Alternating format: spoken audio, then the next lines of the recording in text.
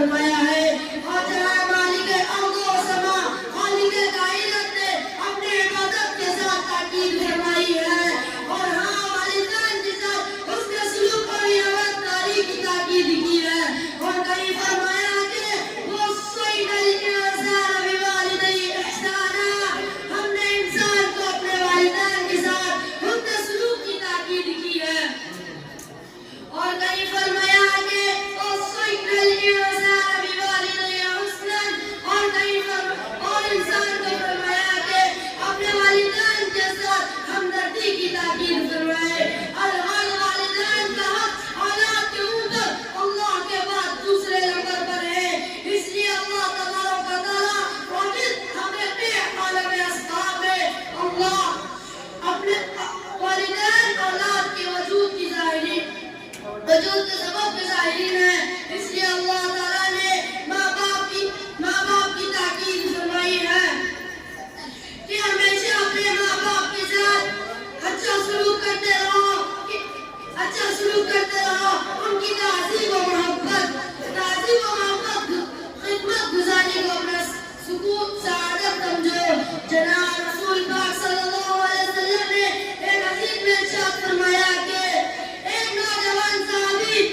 بہت زیادہ عبادت گزار اور نماز روزے صدقہ خیرات بھلائی کے کاموں میں سب سے آگے رہتے تھے، لیکن ان کے گھر میں بیوی اور ان کی ماں کے درمیان اختلاف اور اندر رہتی تھی۔ بیوی کی بات میں آ کر ماں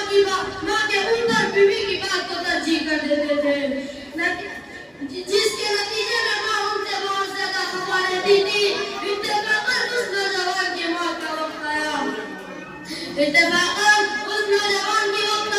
موت کا وقت آیا تو اس سے کلمہ پڑھا نہیں جاتا تھا، تو اس کی بیوی نے حضور صلی اللہ علیہ وسلم کے پاس یہ کہنا کر بھیجا کہ میرے شوہر نااہل کی حالت میں ہے، چاہتی ہوں کہ آپ کو بتا دوں۔ تو حضور صلی اللہ علیہ وسلم بنفس نفسی تشریف لائے اور کہا کہ کلمہ پڑھو، تو انہوں نے کہا مجھ میں اس کی طاقت نہیں ہے کہ کلمہ پڑھ سکوں۔ تو حضور صلی اللہ علیہ وسلم نے معلوم کیا کہ ان کی والدہ زندہ ہے۔ لوگوں نے کہا جی ہاں، تو حضور صلی اللہ علیہ وسلم نے والدہ کو بلایا اور کہا کہ اپنے بیٹے کو معاف کر دو۔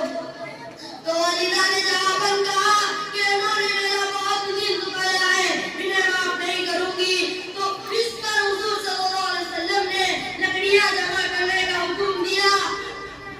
اور اس میں آگ لگا دی گئی۔ پھر ماں سے پوچھا اگر تمہارے اس بیٹے کو آگ میں جلا دے تو تم اپنے بیٹے کو بچانے کی سفارش کرو گی؟ ماں نے کہا ہاں۔ تو حضور صلی اللہ علیہ وسلم نے فرمایا جہنم کی آگ اس سے کہیں زیادہ سخت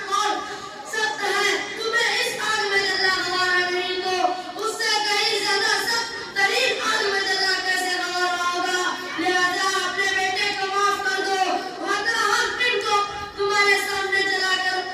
دیتے ہیں۔ تو اس پر ماں نے کہا یا رسول اللہ آپ گواہ رکھے، میں نے اپنے بیٹے کو معاف کر دیا اور اس سے راضی ہوں۔ تو پھر اس کے بعد حضور صلی اللہ علیہ وسلم نے فرمایا کہ بیٹے کلمہ پڑھو، تو انہوں نے کلمہ پڑھا۔ سامعین اکرام، آپ سب نے دیکھا کہ ماں باپ کی ناراضگی سے اولاد کے لیے کتنی خطرناک ہے۔ اولاد اپنی جگہ کتنی عبادت گزار اور نیک صالح کیوں نہ ہو، مگر ماں باپ کی ناراضگی کلمہ جب نصیب نہیں ہوگا۔ آج کا نوجوان جب اس کو نوجوانی ہوتی ہے تو اس نے ماں باپ کو کیا سلا دیا؟ یہی نہ کہ بیوی کے کہنے سے ان کی بےعزتی کی اور ان کو گھر سے الگ کر دیا، ان پر جینا تنگ کر دیا، ان کے دل دکھانے کے لیے بیوی کی زبان دادیوں کو تحفظ دیا، دکان اور دفتر سے آ کر خود والدین کے اوپر ظلم ستم کے بہا کرے۔ ارے والدین کو اپنے گھروں کے بوجھ سمجھنے والوں اور خوبصورت کوٹیوں کے لیے ان کو غیر سمجھنے والوں، ذرا اس حدیث پر غور کرو گے، جنہوں نے اپنے والدین کی نافرمانی کی، دنیا ہی میں اللہ تعالیٰ ان کو کیسی سزا دی۔